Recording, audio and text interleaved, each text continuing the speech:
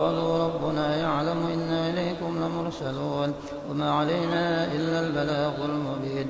قالوا إنا تطيرنا بكم لئن لم تنتهوا لنرجمنكم وليمسنكم منا عذاب أليم. قالوا طائركم معكم وإن ذكرتم بل أنتم قوم مسرفون. وجاء من أقصى المدينة رجل يسعى قال يا قوم اتبعوا المرسلين اتبعوا من لا يسألكم أجرا وهم مهتدون. وما لي لا أعبد الذي فطرني وإليه ترجعون. أأتخذ من دونه آلهة يردني الرحمن بضر لا تغن عني شفاعتهم شيئا ولا ينقذون. إني إذا لفي ضلال مبين. إني آمنت بربكم فاسمعون. قيل ادخل الجنة قال يا ليت قومي يعلمون بما غفر لي ربي وجعلني من المكرمين. وما أنزلنا على قومه من بعده من جند من السماء وما كنا منزلين. إن كانت إلا صيحة واحدة فإذا هم خامدون. يا حسرة على العباد ما يأتيه من رسول إلا كانوا به يستهزئون. ألم يروا كما أهلكنا قبلهم من القرون أنهم إليهم لا يرجعون. وإن كل لما جميع لدينا محضرون. وآية لهم الأرض الميتة وأحييناها وأخرجنا منها حبا فمنه يأكلون. وجعلنا فيها جنات من نخيل وأعناب وفجرنا فيها من العيون ليأكلوا من ثمره وما عملته أيديهم أفلا يشكرون. سبحان الذي خلق الأزواج كلها مما تنبت الأرض من أنفسهم ومما لا يعلمون. وآية لهم الليل نسلخ منه النهار فإذا هم مظلمون. والشمس تجري لمستقر لها ذلك تقدير العزيز العليم. والقمر قدرناه منازل حتى عاد كالعرجون القديم. لا الشمس ينبغي لها أن تدرك القمر ولا الليل سابق النهار وكل في فلك يسبحون. وآية لهم أنا حملنا ذريتهم في الفلك المشحون وخلقنا لهم من مثله ما يركبون. وإن نشأ نغرقهم فلا صريخ لهم ولا هم ينقذون إلا رحمة منا ومتاعا إلى حين. وإذا قيل لهم اتقوا ما بين أيديكم وما خلفكم لعلكم ترحمون. وما تأتيهم من آية من آيات ربهم إلا كانوا عنها معرضين. وإذا قيل لهم أنفقوا مما رزقكم الله قال الذين كفروا للذين آمنوا ونطعم من لو يشاء الله أطعمه إن أنتم إلا في ضلال مبين. ويقولون متى هذا الوعد إن كنتم صادقين. ما ينظرون إلا صيحة واحدة تأخذهم وهم يخصمون فلا يستطيعون توصية ولا إلى أهلهم يرجعون. ونفخ في الصور فإذا هم من أجداث إلى ربهم ينسلون. قالوا يا ويلنا من بعثنا من مرقدنا هذا ما وعد الرحمن وصدق المرسلون. إن كانت إلا صيحة واحدة فإذا هم جميع لدينا محضرون. فاليوم لا تظلم نفس شيئا ولا تجزون إلا ما كنتم تعملون. إن أصحاب الجنة اليوم في شغل فاكهون هم وأزواجهم في ظلال على أرائك متكئون. لهم فيها فاكهة ولهم ما يدعون. سلام قولا من رب رحيم. وامتازوا اليوم أيها المجرمون ألم أعهد إليكم يا بني آدم ألا تعبدوا الشيطان إنه لكم عدو مبين. من اعبدوني هذا صراط مستقيم. ولقد ضل منكم جبلا كثيرا أفلم تكونوا تعقلون. هذه جهنم التي كنتم توعدون اصلوها اليوم بما كنتم تكفرون. اليوم نختم على أفواههم وتكلمنا أيديهم وتشهد أرجلهم بما كانوا يكسبون. ولو نشاء لطمسنا على أعينهم فاستبقوا الصراط فأنى يبصرون. ولو نشاء لمسخناهم على مكانتهم فما استطاعوا مضيا ولا يرجعون. ومن نعمره نكس بالخلق أفلا يعقلون. وما علمناه الشعر وما ينبغي له إن هو إلا ذكر وقرآن مبين. لينذر من كان حيا ويحق القول على الكافرين. أولم يروا أنا خلقنا لهم مما عملت أيدينا أنعاما فهم لها مالكون. وذللناها لهم فمنها ركوبهم ومنها يأكلون ولهم فيها منافع ومشارب أفلا يشكرون واتخذوا من دون الله آلهة لعلهم ينصرون لا يستطيعون نصرهم وهم لهم جند محضرون فلا يحزنك قولهم إنا نعلم ما يسرون وما يعلنون أولم ير الإنسان أنا خلقناه من نطفة فإذا هو خصيم مبين وضرب لنا مثلا ونسي خلقه قال من يحيي العظام وهي رميم قل يحييها الذي أنشاها أول مرة وهو بكل خلق عليم الذي جعل لكم من الشجر الأخضر نارا فإذا أنتم منه توقدون أوليس الذي خلق السماوات والأرض بقادر على أن يخلق مثلهم بلى وهو الخلاق العليم إنما أمره إذا أراد شيئا أن يقول له كن فيكون فسبحان الذي بيده ملكوت كل شيء وإليه ترجعون إن الله وملائكته يصلون على النبي يا أيها الذين آمنوا صلوا عليه وسلموا تسليما اللهم صل صلاة كاملة وسلم سلاما تاما على سيدنا محمد الذي تنحل به العقد وتنفرج به الكرب وتقضى به الهوائج وتنال به الرغائب وحسن الخواتم ويستسقى الغمام بوجهه الكريم وعلى آله وصحبه في كل لمحة ونفس بعدد كل معلوم لك اللهم صل صلاة كاملة وسلم سلاما تاما على سيدنا محمد الذي تنحل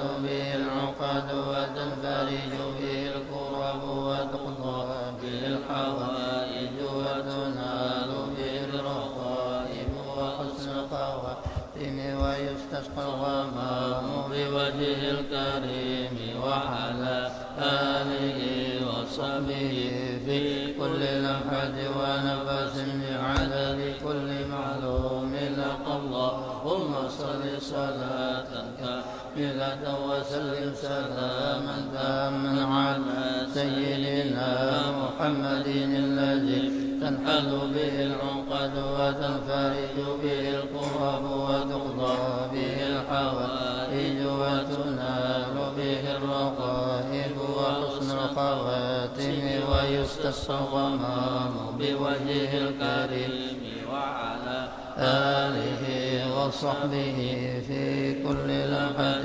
ونفس بعدد كل معلوم له بسم الله الرحمن الرحيم الحمد لله رب العالمين وبه نستعين على أمور الدنيا والدين والصلاة والسلام على أشرف الأنبياء والمرسلين سيدنا ومولانا محمد وعلى آله وأصحابه أجمعين سبحانك لا علم لنا إلا ما علمتنا إنك أنت العليم الحكيم رب اشرح لي صدري ويسر لي أمري واحلل عقدة من لساني يفقه قولي قال المؤلف رحمه الله تعالى ونفعنا به وبعلومه في الدارين آمين باب مكروهات الصلاة Ini bab tentang perkara-perkara yang dimakruhkan dalam salat. Aqsamu makruhatis salati arba'atun. Makruhatun min nahiyati makanis salati wa makruhatun min nahiyati halil musalli wa makruhatun min nahiyati mukhalafati ba'dis sunani aw tarkiha wa makruhatun min nahiyati fi'liha. Alhamdulillah, puja dan puji syukur senantiasa kita panjatkan ke hadirat Allah Subhanahu wa taala. Salawat teriring salam semoga selalu tercurah kehadiran junjungan kita Nabi besar Muhammad sallallahu alaihi wasallam serta ahli keluarga beliau, para sahabat, kerabat dan orang-orang yang senantiasa mengikuti jejak langkah beliau, mengikuti sunnah-sunnah beliau dari dahulu sekarang sampai akhir zaman. Hadirin jemaah sekalian rahimakumullah, menyambungi pengajian kita di dalam kitab Taqriratus Sadidah sampai kepada bab makruhatis shalah, perkara-perkara yang dimakruhkan di dalam salat. Makruh itu artinya kalau dalam bahasa makruh dibenci. Makruh itu dalam bahasa artinya dibenci, sesuatu yang jelek. Di dalam fikih itu makruh bilanya dikerjakan tidak berdosa, apabila ditinggalkan berpahala. Itu makruh. Bila dijauhi yang makruh itu berpahala. Apabila dikerjakan makruh itu tidak berdosa. Itu makruh. Nah, hal-hal yang makruh di dalam salat itu ada terbahagi 3. Makruhatun min nahiyati makanis salati. Yang pertama adalah kemakruhan-kemakruhan di tempat salat. Artinya tentang tempat salat yang makruh kita salat di tempat itu. Itu yang pertama. Kemudian yang kedua, makruh keadaan yang dimakruhkan ketika melaksanakan salat.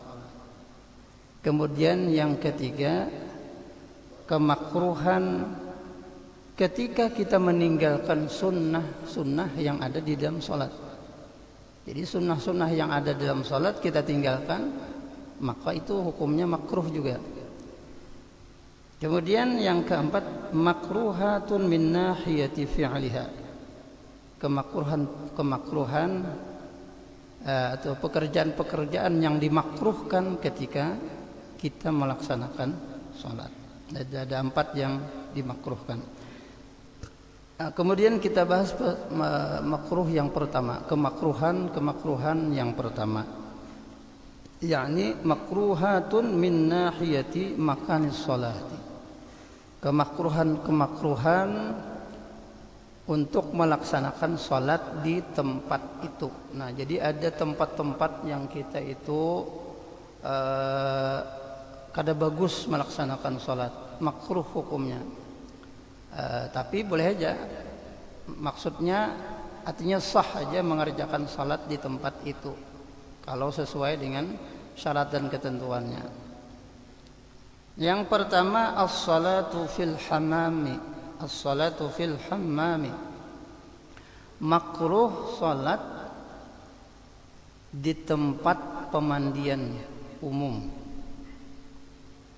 Adalah orang sembahyang di pemandian umum. Atau yang lebih kerennya itu apa ya ngarannya tuh, mandi sauna mandi sauna. Kayak apakah ada biasa juga, biasa mandi di batang banyu, di sungai. Ada tahun kisah mandi sauna, barangkali kalau orang menginap di hotel barangkali itu ada mandi sauna. Jadi makruh salat di tempat itu. Jadi pemandian umum atau mandi uap ngaranna. Atau berupa ruangan yang tertutup sehingga tatkala kita berada di ruangan-ruangan tersebut banyak mengeluarkan keringat. Dan hal itu menimbulkan ketidaknyamanan. Nah, jadi ruangannya panas misalnya tertutup.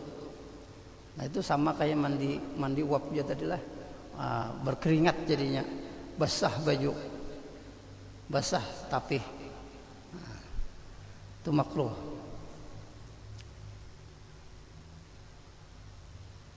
Kenapa jadi dimakruhkan di tempat itu? Karena tempat itu tidak layak untuk dijadikan tempat salat. Sebab di dalamnya itu ada kena orang lalu lalang. Ada orang yang membuka aurat. Nah, itu pangnyang jadi dimakruhkan. Baik pun sesama lelakian juga ada bebinian juga. Nah, kalau jadi sembahyang bala lihatnya itu aja. Cuci mata aja. Dadak lulung sembahyang situlah. Nah, cuman di sini hendak memandahkan bahwasanya kita sembahyang di tempat itu hukumnya makruh karena ada kena terlihati aurat dan lain sebagainya. Dan tempat itu tidak lepas daripada sesuatu yang najis. Jadi tempat pemandian umum itu tadi ada juga nang takami segala macam di situ. Itu kada lepas daripada najis. Yang pertama tadi makruh di tempat pemandian umum, mandi uap dan lain sebagainya, atau ruangan-ruangan tertutup nang panas nang mandi keringat jadinya itu makruh. Kemudian yang kedua makruh as-salatu fil maslah. Salat atau sembahyang di ruang ganti pakaian. Ruang ganti pakaian. Kenapa misalnya? Karena di situ ada juga orang lain yang ganti pakaian. Nah, bos ya kita terlihati aurat dan lain sebagainya. Ya, itu jadi hukumnya makruh di ruang ganti pakaian. Kemudian yang ketiga as-salatu fil ma'tani. Makruh salat di tempat minum onta atau di tempat peminuman binatang-binatang nang lain. Ma'tan. Karena biasanya tempat itu tidak lepas daripada hal-hal yang menajis, ada najis di situ dan ditakutkan akan datang bahaya yang tidak terduga daripada binatang-binatang tersebut. Nah, sembahyang misalnya di belakang onta atau di belakang kuda busnya disipaknya pelanting, itu bang menjadi membahayakan. Kemudian tidak sunyi tempat itu daripada najis. Kemudian yang keempat as-salatu fil majzarah. As-salatu fil majzarati. Salat di tempat pemotongan hewan. Majzarah itu tempat penyembelihan binatang. Karena tempat itu tidak lepas dari hal-hal yang dihukumi najis. Dan tempat itu tidak layak digunakan sebagai tempat sholat. Di rumah potong hewan banyak kalau darah situ. Nah, walaupun darahnya sudah dibersihkan, tetapi baunya, bau darah itu bau apa? Bau amis, bau apa? Nah, bau anyir, bahasa kita bau ganyir, bau darah. Nah itu jadi makruh, walaupun sudah dibersihkan, sudah suci daripada najis. Nah, tapi baunya masih ada parak selokannya, baunya pembuangan darah, kotoran dan najisnya tadi. Nah lalu salat di tempat tersebut walaupun sah tetapi hukumnya makruh. Kemudian yang kelima as-salatu fil maqbarah allati lam tunbash. As-salatu fil maqbarah allati lam tunbash. Salat di pekuburan. Jadi makruh salat di maqbarah, kuburan. Kuburan tersebut atau pemakaman tersebut jika masih belum pernah digali, artinya kuburan nang hanyar belum pernah digali.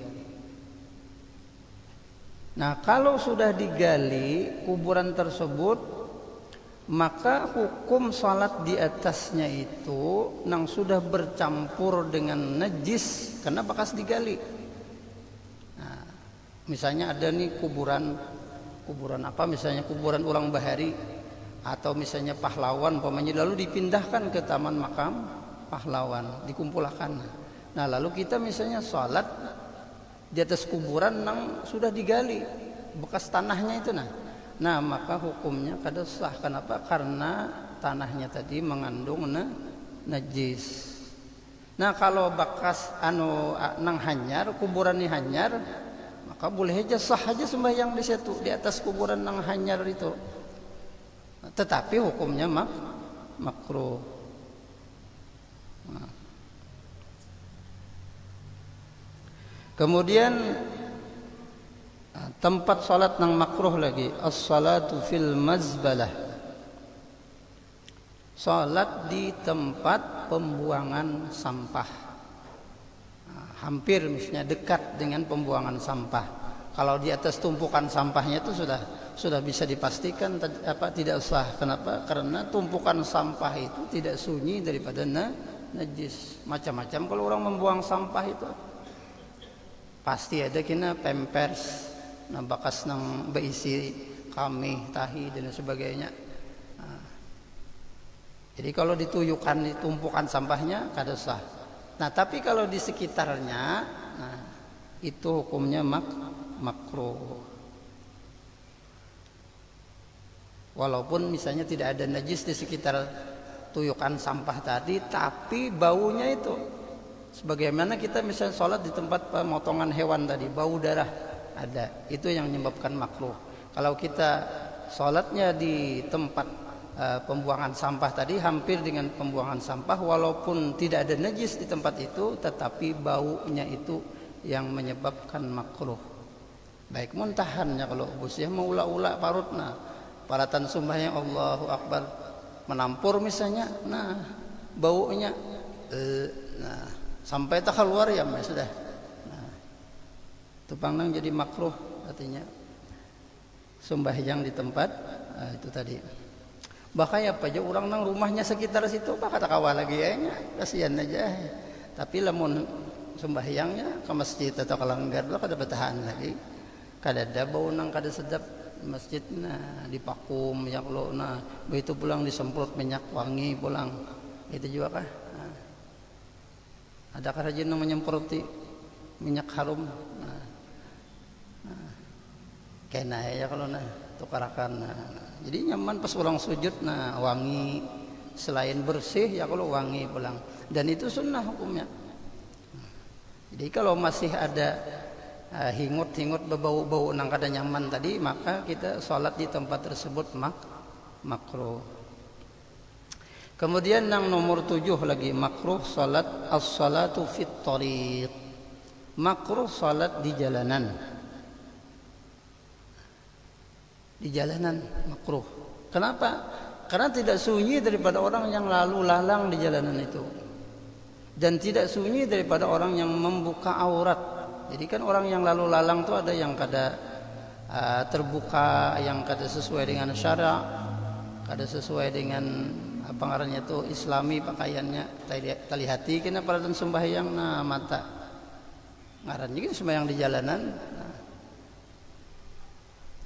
Kecuali misalnya hibak di masjidnya sudah hibak, dalamnya sudah hibak, lantai atas sudah penuh, ya terpaksa lah.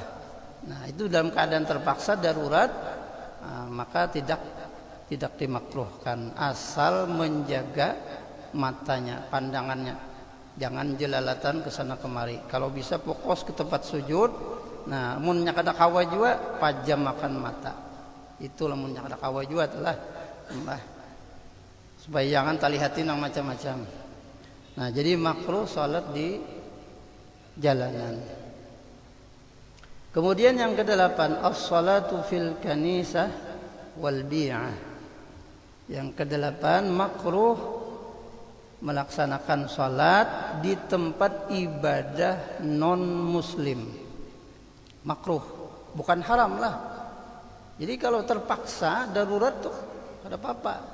Sah aja kita sembahyang di gereja, sah aja sembahyang di kelenteng, apalagi misalnya tempat-tempat ibadah orang non muslim. Tetapi hukumnya makruh. Ambil berkat aja. Ambil berkat sembahyang di kelenteng merasai. Kecuali darurat misalnya kada ada lagi tempat. Kayak di mana misalnya di negeri-negeri yang banyak orang non muslim misalnya, orang Islamnya sedikit, tempat sholat misalnya kadada, hendak berjumat misalnya, maka minjam misalnya kelenteng, minjam gereja, boleh, karena darurat tadi, hilang kemakruhannya lamun darurat. Jadi sementara misalnya kita sembahyang Jumat nih misalnya di Eropa misalnya, di Belanda atau di mana misalnya, itu kan banyak orang non muslim, banyak gereja. Bayang aja Jumat di situ misalnya kita. Nah, jadi tutupi aja dulu nang nang palang-palang salibnya ditutupi dulu supaya kelihatan benar. Nah, kan ada itu nang mainjami, silahkan aja artinya pakai gereja kami untuk tempat ibadah. Nah, jadi makruh hukumnya kita sholat di tempat ibadah orang non muslim. Jadi makruh aja kada sampai haram. Al-kanisah muta'abbatul yahud. Kanisah itu tempat ibadahnya orang Yahudi. Wal bi'ah muta'abbatun nasara. Sedangkan al-bi'ah itu tempat ibadahnya orang Nasrani, gereja. Kemudian yang nomor 9, as-salatu ala sathil Ka'bah. As-salatu ala sathil Ka'bah. Makruh hukumnya salat di atas atap Ka'bah, di atap Ka'bah, di atasnya. Karena itu kurang pantas melaksanakan salat di atasnya itu. Kadang ada juga kalau orang sembahyang di atasnya. Nah, ada. Kemudian yang nomor 10 makruh, tempat salat yang makruh itu as-salatu fi batnil wadi ma'a tawaqqu'is suyuli. Salat di dalam jurang atau dalam lembah atau dataran yang rendah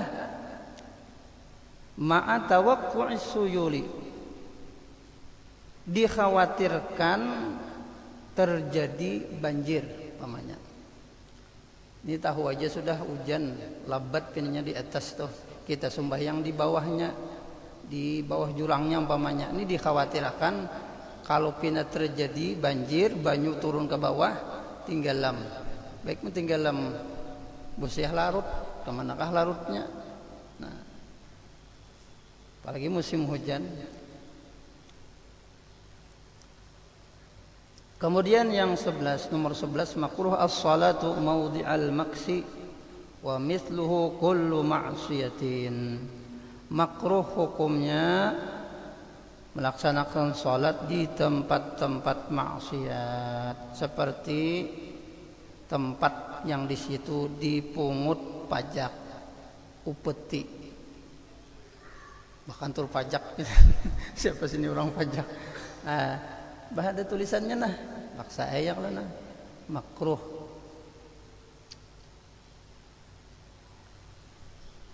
Dimasukkan di sini tempat maksiat dia. Kenapa?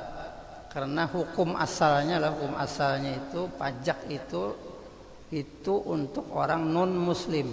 Itu di dalam Islam, di dalam hukum Islam yang karena pajak itu adalah orang non muslim di negara Islam.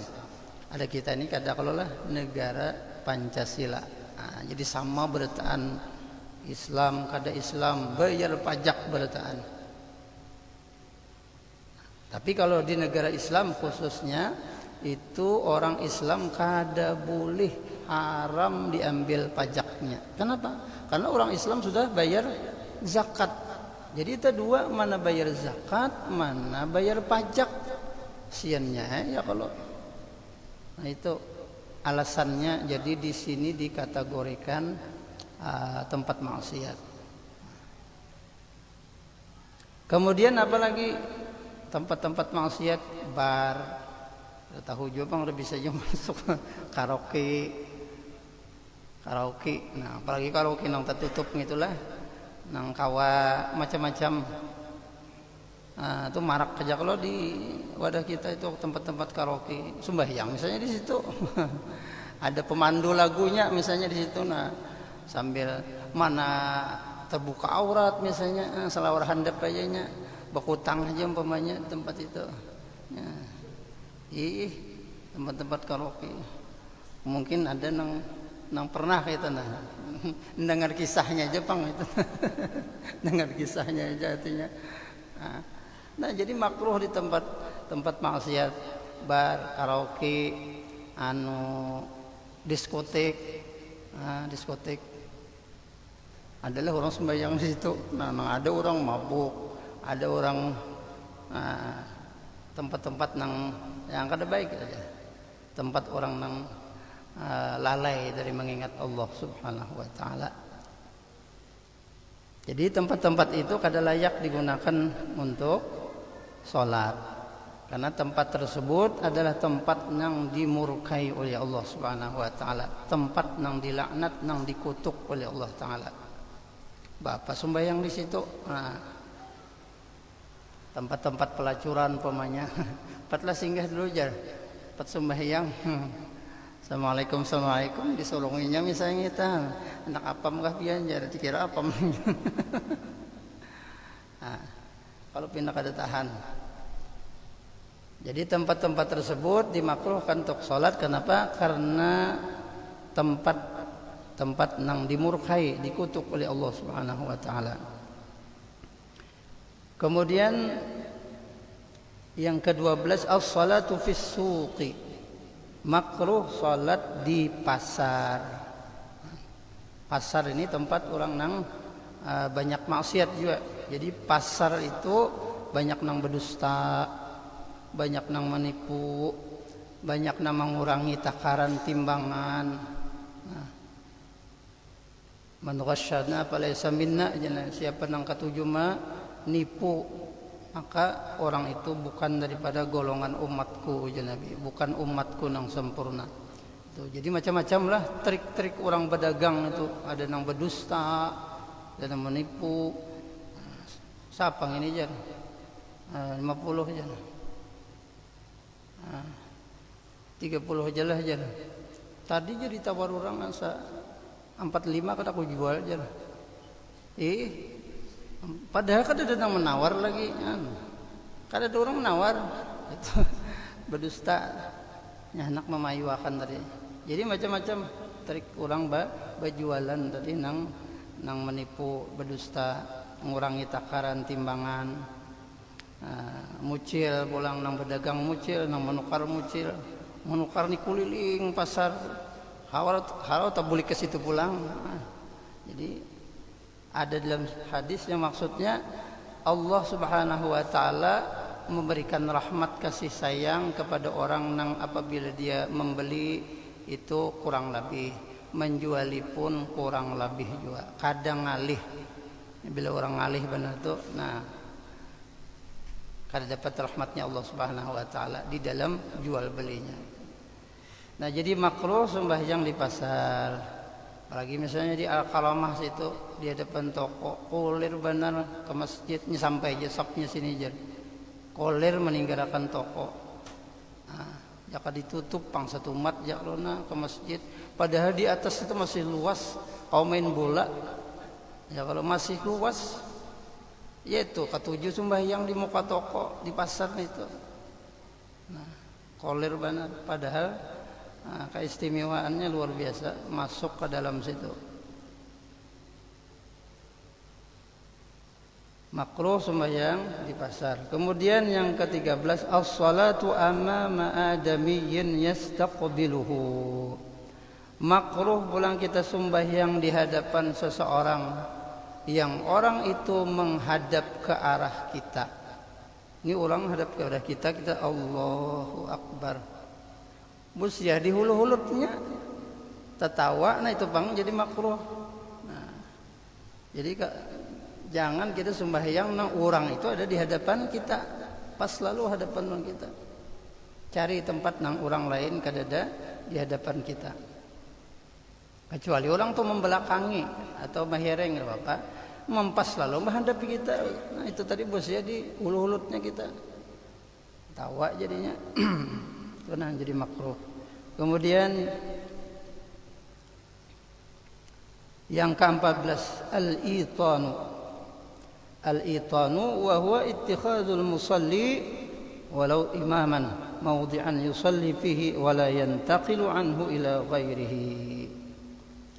Makruh sembahyang di situ-situ aja. Misalnya ke masjid, ke langgar situ pang, di Bunju situ pang. Dah mau balik alih sembahyang. Nah, walau imaman, sekalipun imam. Jadi maksudnya sembahyang sunat, lemon sembahyang wajib kan disediakan di situ, tempatnya kemana lagi? Kalau pang misalnya, oh di situ aja pulang jadi imam jangan. Ada kata kawa ya kalau Jadi sudah disediakan orang tempat imam.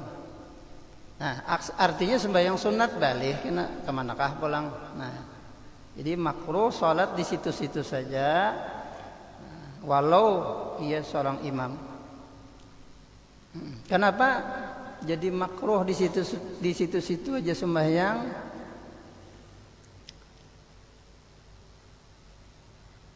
Kenapa banyak tempat ibadah atau tempat sholat kita itu semakin banyak itu kita menjadi saksi kita di hadrat Allah Subhanahu wa taala. Jadi semakin banyak tempat kita bersujud, tempat kita ruku, sembahyang di situ, tempat itu nanti menjadi saksi di hadrat Allah Subhanahu wa taala bahwasanya orang ni orang nang baik. Artinya ujar karpet, ujar sajadah, ujar tehal, ujar tanah nang inya sembahyang di situ ulun saksinya ya Allah bahwasanya sidin sembahyang di situ. Kena pulang di bunjus itu pulang ulun pulang saksinya karena sidin pernah sujud di situ. Nah itu Bang, jadi supaya banyak tempat-tempat nang menjadi saksi atas kebaikan kita nanti di hadrat Allah Subhanahu wa taala. Nah, itu Bang, nang jadi kita sembahyang sini kena sana pulang mana-mana. Nah, supaya tempat itu menjadi saksi. Nah, lawan kita di hadrat Allah Subhanahu wa taala. Kemudian yang 15 lagi, as-salatu musawiyan lil imami fil mauqifi. Makruh salat sejajar dengan imam. Nih kalau kita berimaman sejajar dengan imam itu makruh. Belakanglah sedikit. Sekedar sekilan lah, sejengkal. Nah, jangan mapas lalu behigaan lawan imam. Kalau sejajar dengan imam walaupun hukumnya sah tetapi makruh. Kemudian yang nomor 2 bagian yang kedua kemakruhan min nahiyati halil musalli. Nah, itu ketika keadaan seseorang sedang sholat.